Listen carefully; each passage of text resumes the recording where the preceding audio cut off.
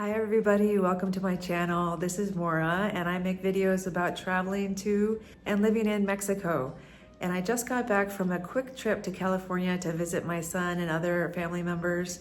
And when I got back, I had a huge allergic reaction to all the blooming plants here in 𝐕𝐢𝐭. It should be no surprise. That's why it's so beautiful here. Everything's blooming all different times. And finally, my histamine reaction got a little exaggerated. So if I look like I've been crying all puffy faced, that's why. I had a choice to either make this video and just get on with it or hide. So I'm making the video. I wanted to show you a video about some of the highs and lows in Mexico. My two dogs and I have been traveling here in Mexico for the last almost 8 months by car, and we crossed the border in late March of this year. And I thought by now I really get a sense of, at least for me, what are some of the best highs and the worst lows of living in Mexico, and I wanted to share that with you. I was interested to note on my way back to Mexico after this trip that I had no regret. I looked forward to coming home here and I feel very comfortable. I wasn't saying to myself, oh, I wish I could stay in the States.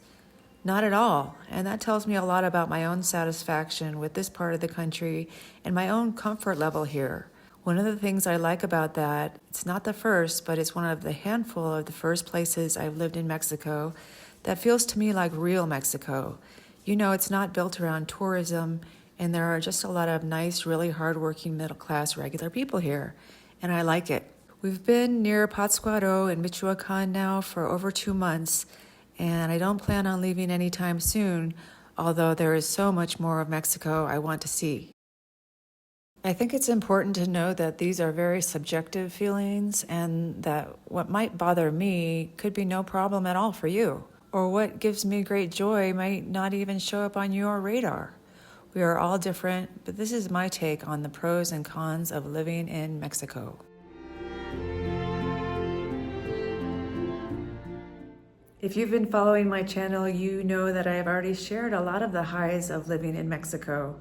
But at about the 6-month mark, maybe 6 or 7 months, I kind of hit a wall, and all of a sudden I got homesick.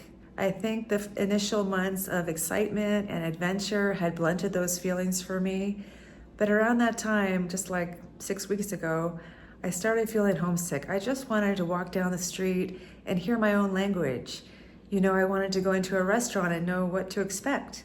I wanted to find everything I was looking for at the supermarket, and I wanted there to be no language barrier. These are things you kind of take for granted until you don't have them anymore, and I just wanted that familiar sense of having a common cultural background and, you know, the kind of linguistic inside jokes that people have in your own language and the sense of humor. Well, that's missing here for me because my language skills are not fluent yet. And maybe they would be anyway because it's just a different culture. And so at about 6 months, 6.5 months, I started to feel that. I think it's like when you're in a new relationship and everything seems cute or interesting or delightfully different at first. But then after a while, real life settles in and things don't appear as cute, just really different. I think I'm pretty good at going with the flow and adapting to things like power outages, slow bureaucracy, not drinking the water, and the struggles of not speaking Spanish very well. But lately, what's hit me the most is the cost of suiting up my emotional armor every time I leave the house. You see, every time I step outside, I prepare myself for the possibility of seeing something that breaks my heart, like stray animals in such poor condition that I'm convinced they won't survive another day. This is the first location in which I have encountered this. Luckily, it's just a couple of puppies, and for the most part, the dogs I've seen in Mexico have appeared to be well taken care of. But these two.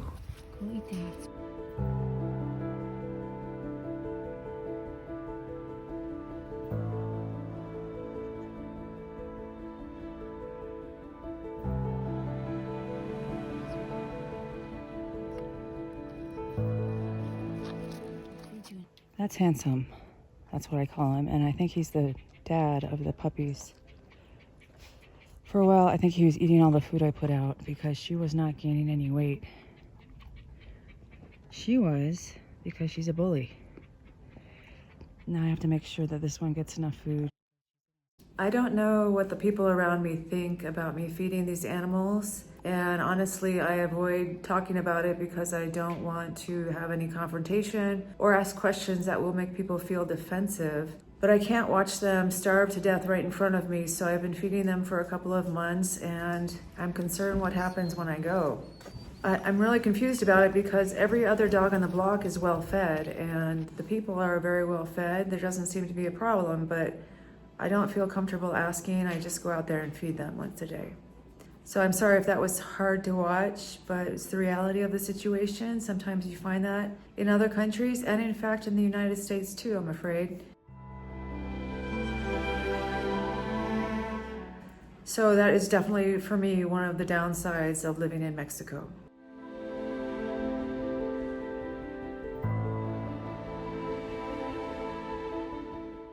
Hey everybody, now it's the next day and I had to stop making that video yesterday because the Benadryl was kicking in and I was turning into a zombie. My allergies have been pretty bad the last couple of days, so let's just power through my puffy face and get this video done. I did want to talk about one other thing on my list of cons about moving to Mexico, and that is the reality of relocation isolation. It could happen to you whether you're moving across your own city, across your own country, whether you're just a visitor, or whether you are relocating to a place where you don't speak the language. It's very easy to fall into a relocation isolation, and especially if you're like me and it's not in your normal inclination to put yourself out there and meet new people. Even here, there are opportunities to meet new people. There's English-speaking expat groups here, even in the small village of Pátzcuaro. If you're in some place like 𝐤𝐤𝐭 or Puerto Vallarta, there's tons more. Becoming a victim of relocation isolation is a real thing, and personally, I am determined not to let that keep me down. I'm really lucky to have a few great friends and a great family that I keep in contact with. And for whatever reason, this kind of lifestyle suits me. I don't need daily interaction with my friends and family, so I love being out here exploring and seeing new things and actually making new friends too, but it does take some effort.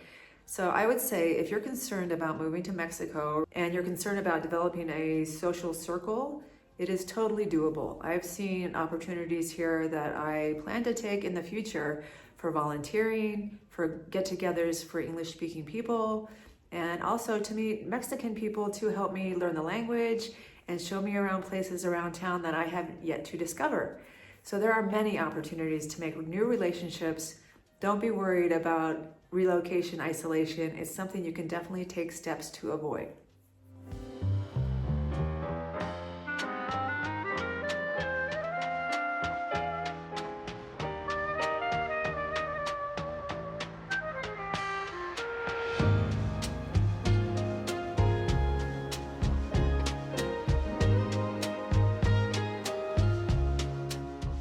Well, now it's the good part of the video. Since I narrowed it down to 3 cons of living in Mexico, I think I'll do that for the pros as well. I could go on and on about the positive qualities of Mexico, from the fiestas to the food, the climate, the weather, the nice people. I could make a long list, but these are my top 3 reasons why I think it's a great idea to live in Mexico. Because I'm narrowing down these positives to the top 3, they are going to have to be the biggest reasons I love living in Mexico. I can't talk about the wonderful food or the amazing culture, but these shifts in my life enable me to enjoy things like food and culture even more. Mexico's culture tends to embrace a slower pace of life, allowing you to live in the moment, appreciate life's smaller pleasures, and just de-stress. And it's not just the culture. One of the reasons I came to Mexico was for the less expensive cost of living. And that is what I have found here. Depending on where you go, you can find a much less expensive cost of living than in the United States. And this has enabled me to stop working when I really needed to and drastically slow down the pace of my life. There is a sacredness in slowing down and no longer working so much that life passes by unnoticed. Since moving to Mexico and radically changing my life, I now have the time, energy, and focus to truly appreciate the world around me. It's in these moments that I realize what a luxury it is to be fully present, to live without the constant rush, and to let the beauty of life unfold right in front of me. I couldn't have this luxury without the less expensive cost of living here and the luxury of not working. It was so important to me and it has made a huge monumental difference in my life. So the cost of living in Mexico is an integral reason why I choose to live in Mexico and why it's a great idea for me.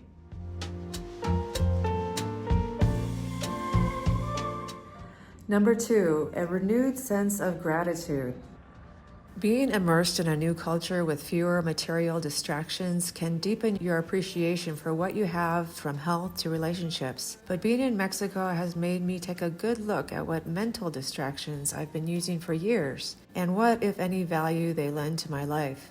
Mostly I'm talking about screen time in all its forms. The simple act of being here, free from the constraints of a demanding work life, has gifted me a profound sense of gratitude. Each day in Mexico, I find myself appreciating little things that I used to never even notice.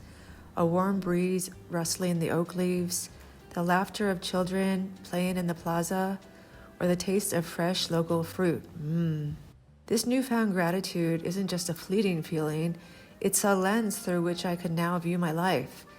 With each moment of peace, I'm reminded of my journey and the meaning I found in simplicity, in a physical sense and also in a mental sense. My peace of mind is a treasure to me, and in this serene environment, gratitude emerges effortlessly.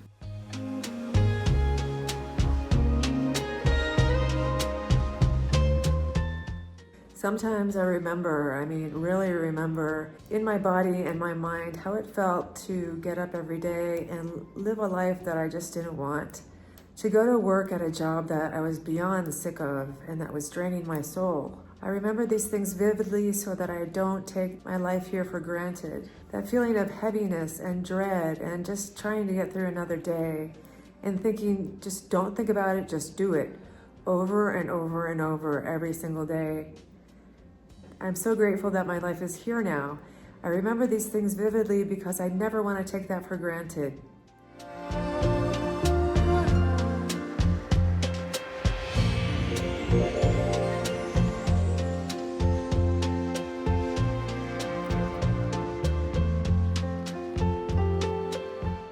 The change I made by moving here was monumental in my life, and I'll always be grateful for that little inspiration that whispered to me, consider another way.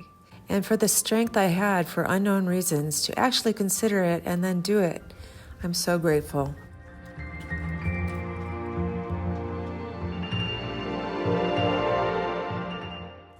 Immersing yourself in a different culture enables you to broaden your perspective of the world and your place in the world. This last of the top 3 is a little bit hard to put into words, so let's just call it expanding my worldview. Okay, I think this is the 4th day I've attempted to finish this video, and allergies.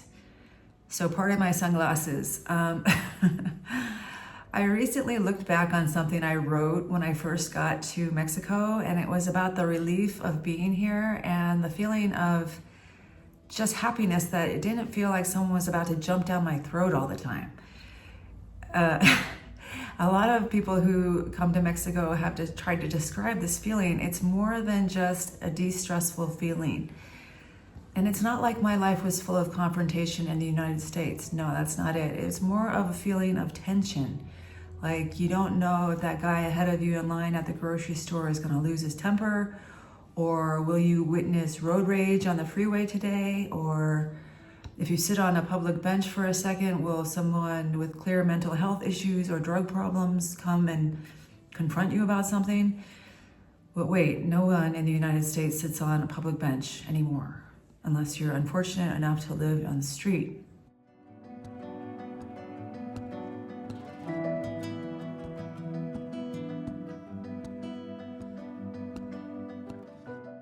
But you know what I mean, the tension, it's like a hum of a refrigerator in the corner of a kitchen. It's there, it's kind of loud, but you don't realize it's there until it's gone.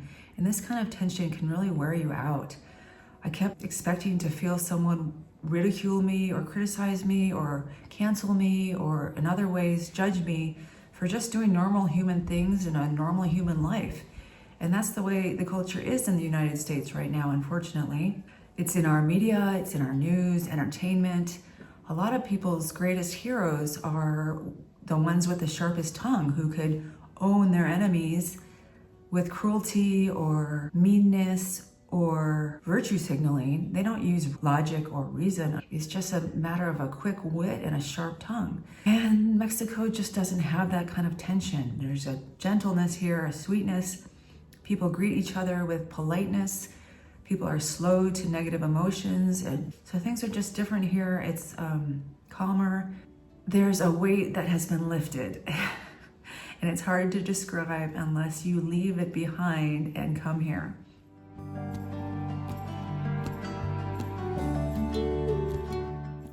So that concludes the top 3 things that I think are great about living in Mexico.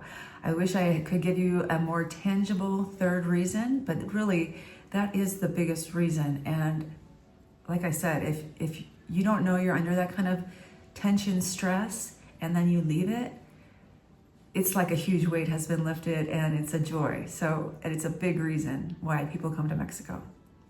It's not easy or fun always to make a video about the negatives of a location. And I always seem to lose a subscriber or 2 when I do that. And I can only assume they just don't want to hear about any of the downside of living someplace. But I look at it like human experience on this planet is like every color of the rainbow. There's the most beautiful, exquisite experiences, the most beautiful colors, amazing combinations of colors, every nuance and mood of color. And then there's the difficult colors. And if you exclude the hard parts, I think you're really missing something. And I'd rather give you the whole picture and tell the truth. So, you guys had enough? Guess not. Thank you for tolerating my congestion in this video. I will have to report back on if these allergies are a temporary condition or not. Believe me, I know that if my complaints are about homesickness and allergies, I'm a very lucky person in this world. I'm so grateful for the support and comments from my viewers. It really means a lot when you're traveling alone, and I appreciate it. When I look back on the last year and my, quote, life transformation, I know that I had a lot of the ingredients I needed on my side: desperation, excitement, hope. I sometimes wonder if I had moved to Iceland or Brazil or Vietnam, would I have had such a good result? I don't think so. It might have been good, but there's something about Mexico. Well, many things, but something in the land and the people, the history and the culture, the food and the weather that have combined with my need for a new start and made me feel really successful. It's a unique country, and I'm so grateful to have landed here.